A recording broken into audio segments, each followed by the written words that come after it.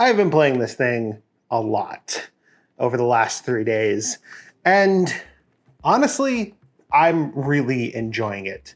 So much so that I've run into a problem that I've been able to circumvent on my Steam Deck, but due to certain issues with the ROG Ally, I'm not necessarily going to be able to work around as easily.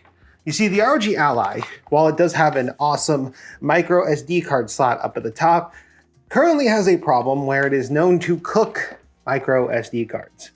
And I have already pretty much filled up the entirety of the onboard storage with just 3 games. And that's partially because PC games have gotten so large that even just a basic single player game can be over 100 gigabytes. So today, I'm gonna fix that. And supposedly this is gonna be so easy, I don't even need to change out of my PJs. We're gonna upgrade the storage of the ROG Ally to 2 terabytes. And I'm hoping that this is as easy as Asus claims it to be.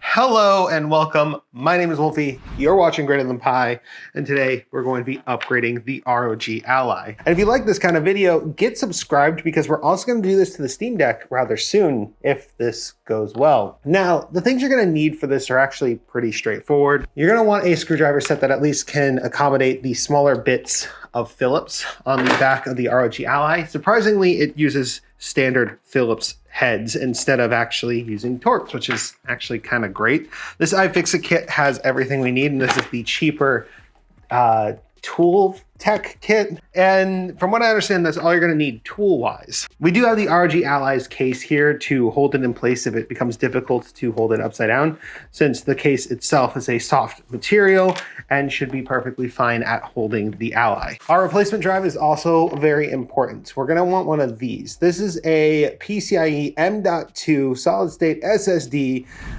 that is specifically the 2230 form factor, which means that it is really, really small, instead of the larger form that you might be used to installing into a PC. Of course, we're going to need the Ally's charging brick for after the procedure has been completed, and a microfiber cloth just to clean the screen to keep it presentable.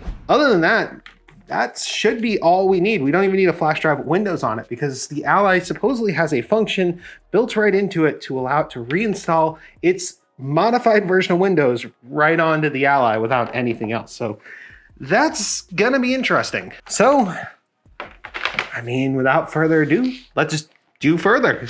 So let's crack this thing open.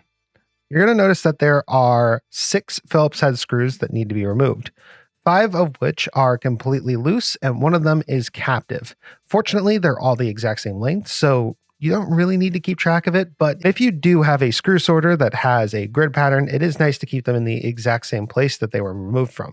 Now, to get the actual back off, you are going to have to relieve a couple of plastic clips that aren't nearly as difficult to get into as many of the others that I have done in the past. I was able to use the iFixit prying tool to just get it off from one side, and then the rest of them released easily. Now, before we go any deeper, we're going to want to disconnect the battery, which can be done right over here. Some appropriate electrical tweezers can be used to disengage this. Just be careful. These are very thin wires. You don't want to wrench it out and have to try to replace them. Or even worse, open up a warranty ticket once you've already removed the back. Once the battery is disconnected, we're going to need to come to this heat shield, this little black piece that is really just, I think, thermal tape. But the important thing is, once removed, try to keep it sticky side up when you set it aside so that you don't contaminate it. And from there, you'll be able to see our SSD. Now, the SSD can be removed simply by removing this 1 screw and then gently coaxing it out.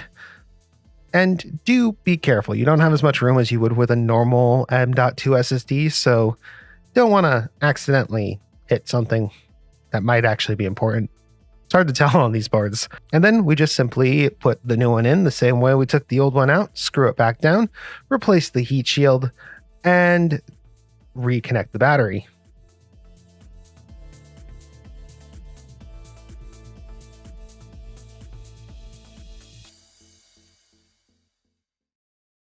And that is where disaster struck. The ROG Ally would not turn on. I thought I did everything correctly. Did I break it?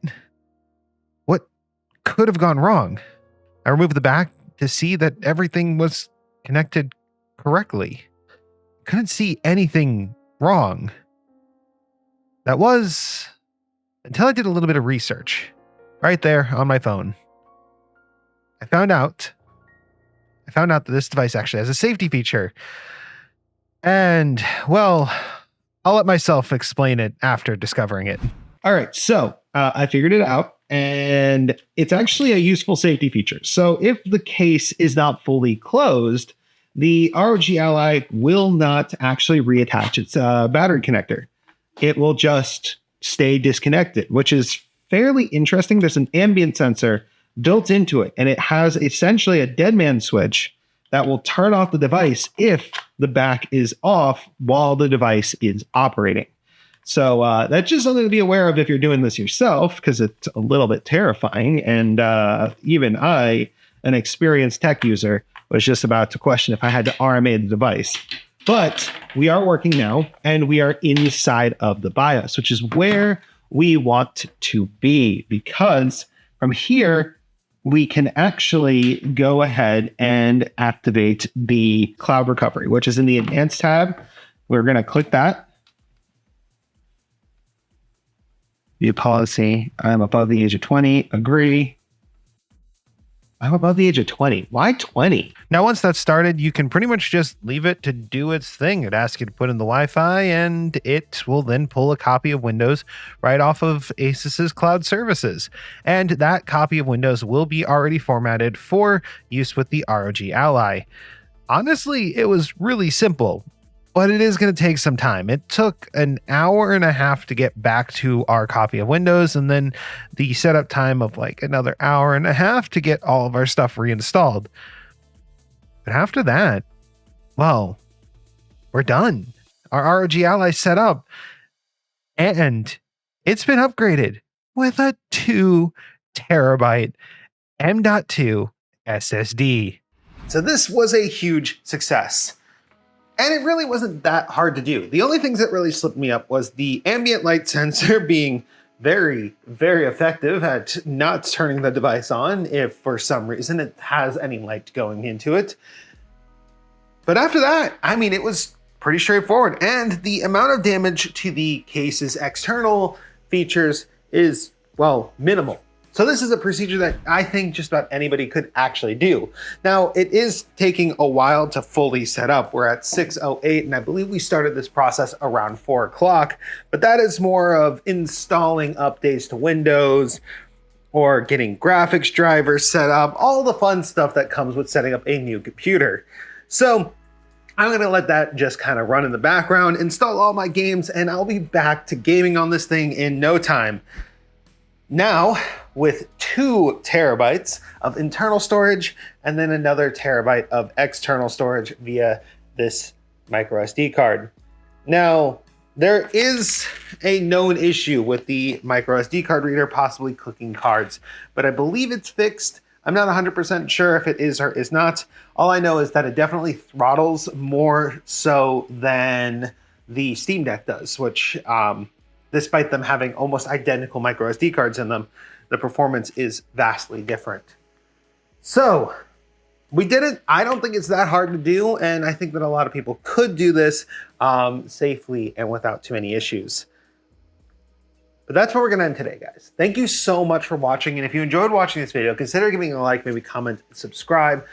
You can always leave a comment down below if you have any questions, or if you are curious about the ROG Ally, ask away. I'm currently testing it and I'm finding it to be a pretty awesome system.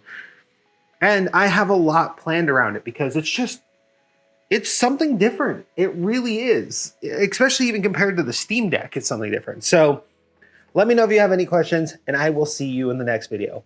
Wolfie, out.